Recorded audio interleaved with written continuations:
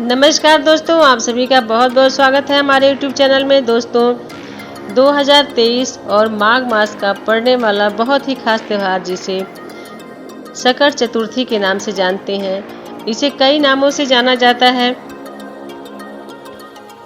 यह व्रत कैसे रहना है, इसकी विधि क्या है, इसके बारे में आइए सब कुछ जानकारी मिलेगी। बने रहिए हमारे चैनल पे।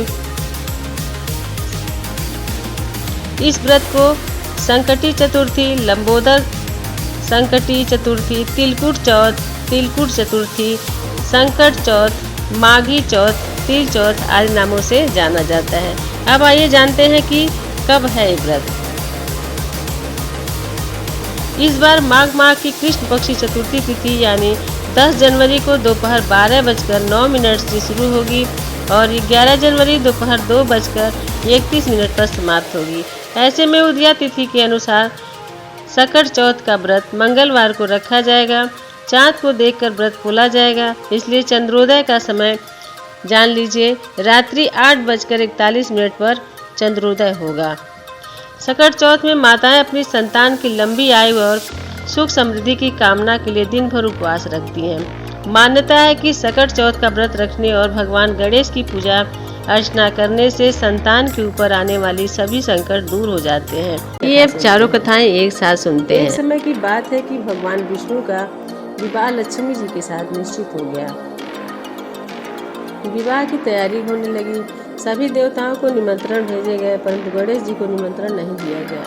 कारण जो भी रहा हो, अब भगवान विष्णु की बारात जाने का समय आ गया। सभी देवता अपनी पत्नियों के साथ विवाह समारोह में आए। उन सब ने देखा कि गणेश जी कहीं दिखाई नहीं दे रहे हैं। तब वे आपस में चर्चा करने लगे कि क्या गणेश जी को न्योता नहीं गया है या गणेश जी स्वयं नहीं आए हैं। सभी को इस बात पर आश्चर्य होने लगा। तभी सबने विचार किया कि चलो विष्णु भगवान से इसका कारण पूछ लिया जाए। विष्णु भगवान से सब लोग पूछने लगे। उन्होंने कहा कि हमने गणेश जी के पिता भोलेनाथ महादेव को न्योता भेजा है। यदि गणेश जी अपने पिता के साथ आना चाहते हैं तो आ जाते, अलग से न्योता देने की कोई आवश्यकता भी नहीं थी। दूसरी बात यह है कि उनको 1.25 मन मूंग, 1.25 मन चावल, 1.25 मन घी और 1.25 मन लड्डू का भोजन दिन भर चाहिए।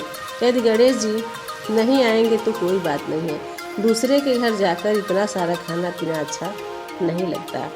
ये भगवान विष्णु ने कहा। इतनी वार्ता कही रहे थे कि किसी ने कहा, यदि गणेश जी आ भी जाएं तो उनको द्वारपाल बनाकर बैठा देंगे। आप घर की याद रखना।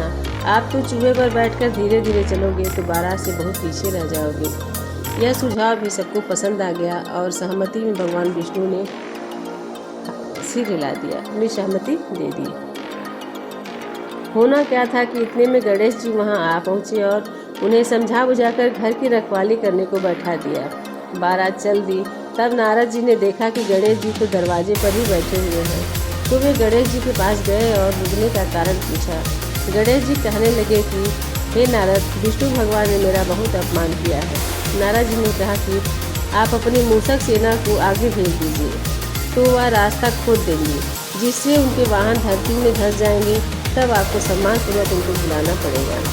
अब क्या था, गणेश जी ने अपनी मूषक सेना जल्दी से आगे भेज दी और सेना ने जमीन पूरी कर दी। जब बारात वहाँ से निकली तो रथों के पहिए धरती में धंस गए। लाख कोशिश करें परंतु पहिए नहीं निकले। सभी ने अपने अपने उपाय किए परंतु पहिए को नहीं निकाल सके, बल्कि जगह जगह से टूट गए। किसी की समझ में नहीं आ रहा था कि अब क्या किया जाए। तब तो नारद जी ने कहा, आप लोगों ने भगवान गणेश जी का अपमान करके अच्छा नहीं किया। यदि उन्हें मना कर लाया जाए तो आपका कार्य सिद्ध हो सकता है और यह संकट टल सकता है। शंकर भगवान ने अपने दूत नंदी को भेजा और वे गणेश जी को लेकर आए। गणेश जी का आदर सम्मान के साथ पूजन किया। तब कहीं रथ के पहिए निकले। अब रथ के पहिए निकल तो गए परंतु वे टूट फूट गए, तो उन्हें सुधारे कौन। पास के खेत में एक हाथी काम कर रहा था, उसे बुलाया गया। हाथी अपना काम करने के पहले ही श्री गणेशाय नमः कहकर गणेश जी की वंदना कर मन ही मन बोला, जय गणेश जी। देखते ही देखते हाथी ने सभी पहियों को ठीक कर दिया। तब हाथी कहने लगा कि हे देवताओं, आपने सर्वप्रथम गणेश जी का नाम नहीं लिया होगा, गणेश जी को नहीं मनाया होगा, उनकी पूजन नहीं की होगी, इसलिए तो आपके साथ यह संकट आया है। हम तो मूर्ख अज्ञानी हैं, फिर भी पहले गणेश जी को पूजते हैं, उनका ध्यान करते हैं। आप लोग तो देवतागण हैं, फिर भी आप गणेश जी को कैसे भूल गए? अब आप लोग भगवान श्री गणेश जी की जय बोलकर जाएं तो आपके सब काम बन जाएंगे और कोई संकट भी नहीं आएगा। ऐसा कहते हुए बारात वहाँ से चल दी और विष्णु भगवान का लक्ष्मण जी के साथ विवाह संपन्न हो गया और सब लोग सकुशल घर लौट आए। हे गणेश जी, जैसे आपने उन सब लोगों की रक्षा की, आपने विष्णु भगवान के कार्य पूरा किए, वैसे सबके जीवन का सभी अमंगल दूर करें। तो आइए अब हम लोग दूसरी कथा गणेश जी की सुनते हैं। एक बार देवता कई विपदाओं में घिरे थे, तब वह मदद मांगने भगवान शिव के पास आए। उस समय शिव के साथ कार्तिकेय तथा गणेश जी भी बैठे थे। देवताओं की बात सुनकर शिव जी ने कार्तिकेय और गणेश जी से पूछा कि तुम में से कौन देवताओं के कष्टों का निवारण कर सकता है। तब कार्तिकेय और गणेश जी दोनों ने ही स्वयं को इस कार्य के लिए सक्षम बताया। इस पर भगवान शिव ने दोनों की परीक्षा लेते हुए कहा कि तुम दोनों में से जो सबसे पहले पृथ्वी की परिक्रमा करके आएगा, वही देवताओं की मदद करेगा। भगवान शिव के मुख से यह वचन सुनते ही कार्तिकेय अपने वाहन मोर पर बैठकर पृथ्वी की परिक्रमा के लिए निकल गए, परंतु गणेश जी सोच में पड़ गए कि वह चूहे के ऊपर चढ़कर सारी पृथ्वी की परिक्रमा करेंगे तो इस कार्य में उन्हें बहुत समय लग जाएगा। तभी उन्हें एक उपाय सूझा। गणेश जी अपने स्थान से उठे और अपने माता पिता की 7 बार परिक्रमा करके वापस बैठ गए। परिक्रमा करके लौटने पर कार्तिकेय स्वयं को विजेता बताने लगे। तब शिव जी ने श्री गणेश से पृथ्वी की परिक्रमा न करने का कारण पूछा। तब गणेश ने कहा, माता पिता के चरणों में ही समस्त लोक है। यह सुनकर भगवान शिव ने गणेश जी को देवताओं के संकट दूर करने की आज्ञा दी। इस प्रकार भगवान शिव ने गणेश जी को आशीर्वाद दिया कि चतुर्थी के दिन जो तुम्हारा पूजन करेगा और रात्रि में चंद्रमा को अर्घ देगा, उसके तीनों ताप यानी दैहिक ताप, दैविक ताप तथा भौतिक ताप तीनों दूर होंगे। इस व्रत को करने से व्रतधारी की सभी तरह के दुख दूर होंगे और उसे जीवन के भौतिक सुखों की प्राप्ति होगी।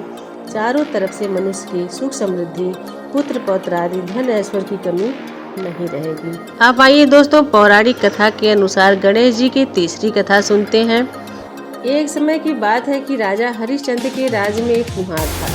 वह मिट्टी के बर्तन बनाता, लेकिन कच्चे रह जाते थे। एक पुजारी की सलाह पर उसने इस समस्या को दूर करने के लिए एक छोटे बालक को मिट्टी के बर्तनों के साथ आमा में डाल दिया। उस दिन संकटी चतुर्थी यानी गणेश चतुर्थी का दिन था। उस बच्चे की माँ ने अपने बेटे की कुशलता के लिए भगवान गणेश जी से प्रार्थना की। दूसरे दिन जब कुम्हार ने सुबह उठकर देखा तो आमा में उसके बर्तन तो पक गए थे, लेकिन बच्चे का बाल बांका भी नहीं हुआ था। वह डर गया और राजा के दरबार में जाकर सारी घटना बताई। इसके बाद राजा ने उस बच्चे और उसकी माँ को बुलवाया तो माँ ने सभी तरह के विघ्न को हरने वाले गणेश चतुर्थी के बारे में बताया। इस घटना के बाद महिलाओं ने संतान और परिवार के सौभाग्य के लिए संकट चौथ का व्रत रहने लगे। अब आइए दोस्तों, चौथी कथा सुनते हैं। पौराणिक कथा के अनुसार एक बार भगवान शिव तथा माता पार्वती नदी के किनारे बैठे थे। वहाँ माता पार्वती ने भगवान शिव के साथ समय व्यतीत करने के लिए चौपड़ खेलने को कहा। शिव चौपड़ खेलने को तैयार हो गए, परंतु इस खेल में हार जीत का फैसला कौन करेगा, यह प्रश्न उनके सामने उठा। तो भगवान शिव ने कुछ तिनके एकत्रित कर उनका एक पुतला बनाकर उसकी प्राण प्रतिष्ठा कर दी और पुतले से कहा, बेटा, हम चौपड़ खेलना चाहते हैं, परंतु हमारी हार जीत का फैसला करने वाला कोई नहीं है, इसलिए तुम बताना कि हम दोनों में से कौन हारा और कौन जीता। उसके बाद भगवान शिव और माता पार्वती का चौपड़ खेल शुरू हो गया। यह खेल 3 बार खेला गया और संयोग से तीनों बार माता पार्वती ही जीत गई। खेल समाप्त होने के बाद बालक से हार जीत का फैसला करने के लिए कहा गया तो उस बालक ने महादेव को विजयी बताया। यह सुनकर माता पार्वती क्रोधित हो गई और क्रोध में उन्होंने बालक को लंगड़ा होने, कीचड़ में पड़े रहने का श्राप दे दिया।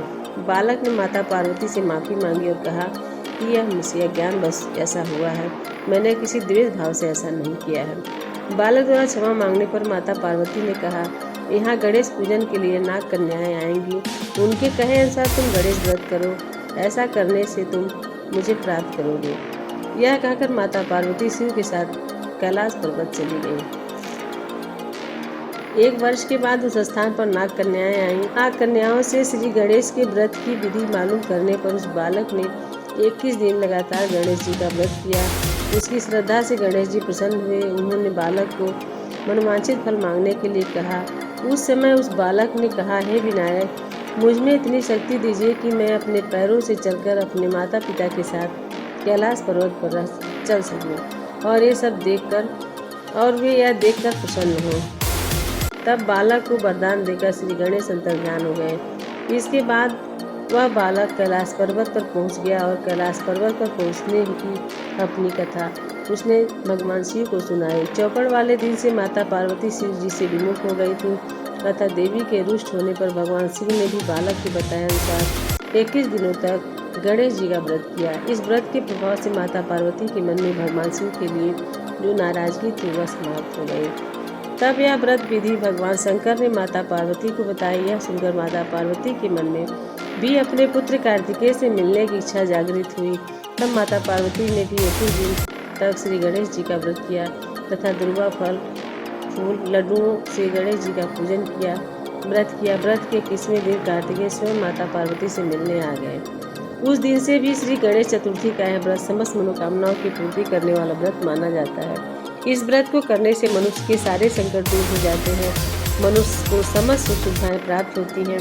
कथा यही समाप्त होती है। दोस्तों, जो भी मुझे जानकारी थी मैं चारों कथा आप लोगों के बीच में लेकर आई। बगैर इस कथा के पूजा पूर्ण नहीं होता है, फल नहीं मिलता है। सो आप लोग सुनिएगा, आप जो लाभ लीजिएगा। हे गणेश जी भगवान, जैसे आपने सबकी मनोकामना पूरी की, वैसे सभी व्रती महिलाओं और कथा सुनने वालों की सभी मनोकामनाएं पूर्ण कीजिएगा। इन्हीं शब्दों के साथ मैं अपनी वाणी को विराम देती हूँ। अगर आप लोगों को मेरी कथा अच्छी लगे तो प्लीज़ आप लोग हमारे चैनल को सब्सक्राइब जरूर कर लीजिएगा, ज़्यादा से ज़्यादा शेयर कीजिएगा। कमेंट में जय माता लक्ष्मी, जय गणेश जी जरूर लिखिएगा। आप सभी को धन्यवाद।